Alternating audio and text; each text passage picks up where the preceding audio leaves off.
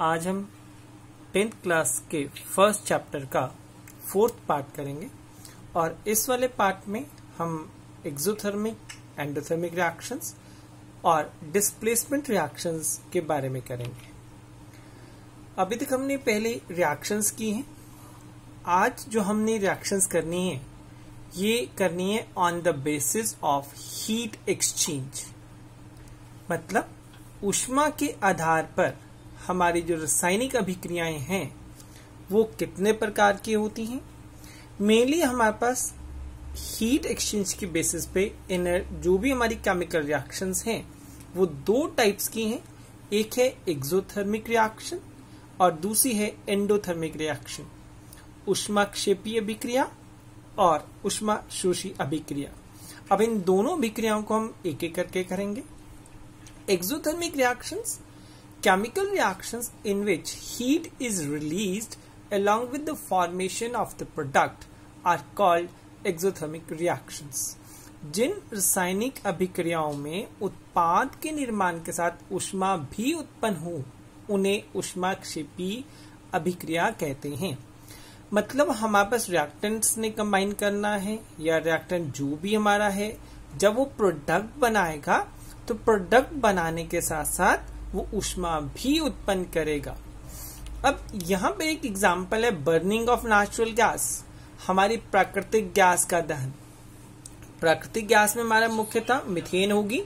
जब ये ऑक्सीजन की उपस्थिति में जलेगी तो साथ में यहाँ पर ऊष्मा का उत्पादन भी करेगी।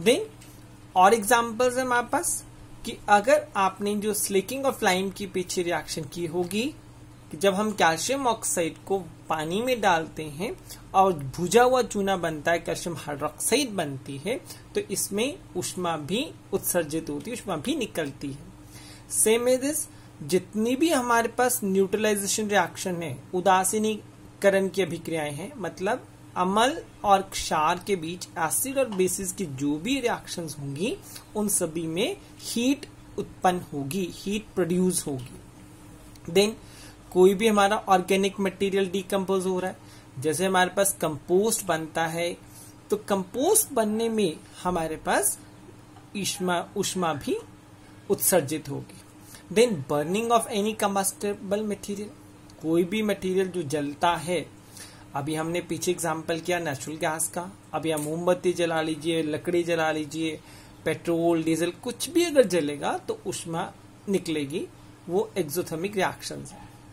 देन अगला ये हमारे पास है श्वसन, रेस्पिरेशन। ये रेस्पिरेशन भी एक श्वसन अभिक्रिया है। अब क्वेश्चन ये उठता है कि श्वसन को हम ऊष्माक्षेपी अभिक्रिया क्यों बोलते हैं। हम सभी जानते हैं कि हम लोगों को, जितने भी जीव हैं, उन्हें कार्य करने के लिए ऊर्जा की आवश्यकता होती है और ये ऊर्जा हम लोग भोजन से प्राप्त करते हैं। लेकिन भोजन से हमें ऊर्जा डायरेक्ट नहीं मिलती, हमें जो एनर्जी वो डायरेक्ट नहीं मिलती।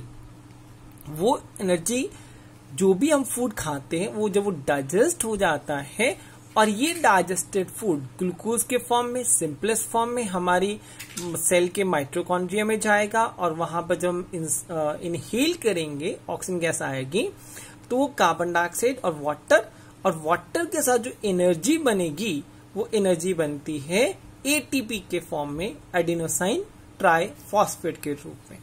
इसलिए क्योंकि भोजन के पाचन के बाद जो हमारा पचित भोजन है, जो डाइजेस्टेड फूड है, वो ऑक्सीजन के साथ अभिक्रिया करके एनर्जी बनाता है, इसलिए इसे हम एक्सोथर्मिक रिएक्शंस भी कहते हैं। देन अब एंडोथर्मिक रिएक्शन इससे उल्टा है, केमिकल रिएक्शन जिसमें हीट एब्जॉर्ब हो। एक्सोथर्मिक में हीट निकलती थी, एंडोथर्मिक जिसमें हीट एब्जॉर्ब हो, जिसमें ऊष्मा की आवश्यकता होती है। अब ये हमने एग्जांपल किया था जब हमने डीकम्पोजिशन रिएक्शन की थी। अगर हम फेरस सल्फेट को तोड़ना चाहें तो हीट की प्रेजेंस में फेरिक ऑक्साइड, सल्फर डाइऑक्साइड और सल्फर ट्राइऑक्साइड बनाएगा। कैल्शियम कार्बोनेट को अगर हमने तोड़ना है, इसको बहुत हाई टेम्परेचर पे हीट करना पड़ेगा, कैल्शियम ऑक्साइड और CO2 बनाएगा। लेड नाइट्रेट को हम हीट देते हैं तो लेड ऑक्साइड NO2 और ऑक्सीजन बनाएंगे। मतलब ये सारी की सारी अभिक्रियाएं ऊष्मा के अवशोषण के साथ है, ऊष्मा की एब्जॉर्प्शन के साथ है, इसलिए इन रिएक्शंस को एंडोथर्मिक रिएक्शंस भी बोलते हैं। अब अगला टॉपिक है हमारे पास डिस्प्लेसमेंट रिएक्शन। डिस्प्लेसमेंट होता है विस्थापन। विस्थापन का मतलब कि एक चीज ने दूसरी चीज को हिलाना। अब जब हम रिएक्शन की बात करते हैं कि a chemical reaction in which more reactive element displaces the less reactive element from the salt solution. अब यहां दो कंडीशंस होगी, एक जो मेटल होगा या सॉरी जो एलिमेंट होगा वो ज्यादा रिएक्टिव होना चाहिए और वो जो दूसरे वाले एलिमेंट को उसके सॉल्ट के सॉल्यूशन से निकाल पाएगा। अगर वो सॉल्ट सॉल्युबल नहीं है तो ये रिएक्शन फिजिबल नहीं हो सकती। अब यहां पर एक कलर्स में आपको दिखाया गया है कि अब जैसे सपोज हम जब कंपाउंड लिखते हैं तो पहले मेटल लिखते हैं और बाद में नॉन मेटल लिखते हैं। मैक्सिमम केसेस में पहले मेटल आएगा और बाद में नॉन मेटल आएगा। एग्जांपल सोडियम क्लोराइड, तो सोडियम हमारा मेटल है, क्लोरीन हमारा नॉन मेटल है। जिंक क्लोराइड जिंक मेटल है, क्लोरीन हमारा नॉन मेटल। तो यहां पर मेटल को डिस्प्लेस कर रहा है। देन और ये डिस्प्लेसमेंट हमारी नॉन मेटल की भी हो सकती है कि नॉन मेटल को डिस्प्लेस कर रहा है, तो ये हमारे पास जिसका मतलब डिस्प्लेसमेंट में भी है नहीं। लेकिन जब डिस्प्लेसमेंट होती है तो डिस्प्लेसमेंट के लिए अब क्या कंडीशंस होनी चाहिए, अब ये उसी को रिप्रेजेंट किया है कि हमारे पास कोई कंपाउंड है, इसके ए वाले एलिमेंट ने यहां में से इसको डिस्प्लेस करना है, बी को डिस्प्लेस किया और उसके जगह पे खुद आ गया।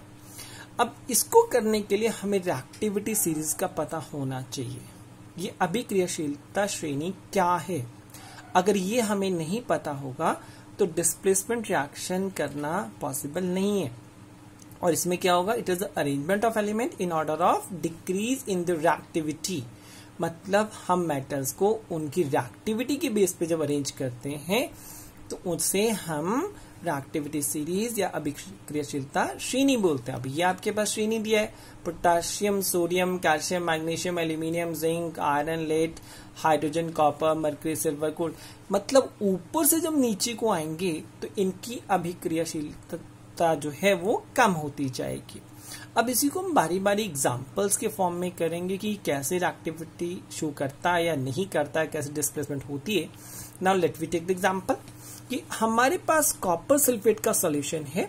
अब इस सीरीज में अगर हम देखते हैं तो कॉपर यहां पर है और हमने एडिशनल मेटल क्या डाला, जिंक। तो जिंक कहाँ है, कॉपर से ऊपर है, इसका मतलब जिंक इज मोर रिएक्टिव। तो मोर रिएक्टिव ने लेस रिएक्टिव को डिस्प्लेस कर दिया, तो हमारी डिस्प्लेसमेंट रिएक्शन होगी। Now let take the another example. Again copper नीचे है, हम डाल क्या रहे हैं, एल्यूमिनियम। एल्यूमिनियम की रिएक्टिविटी ज्यादा है तो इसलिए इसने एल्यूमिनियम सल्फेट बना दिया। देन आयरन डाला, आयरन ये कॉपर नीचे है, आयरन की रिएक्टिविटी ज्यादा है तो आयरन भी इसको डिस्प्लेस कर सकता है। Same with example of CuCl2।